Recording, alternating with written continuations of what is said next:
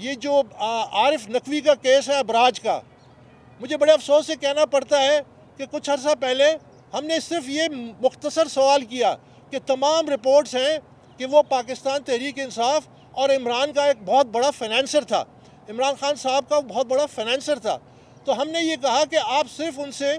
یہ سوال پوچھ لیجئے کہ کیا عارف نقوی نے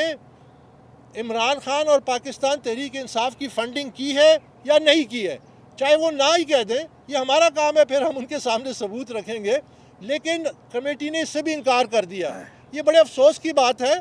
کیونکہ عارف نقوی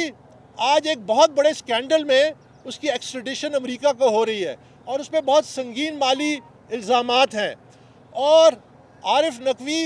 یہاں پہ جب عمران خان کی حکومت آئی تو ان کے مشاورتی اجلاس میں بھی شریک ہوتے تھے۔ تو یہ المیہ یہ ہے کہ عارف نقوی اگر آج پاکستان میں ہوتا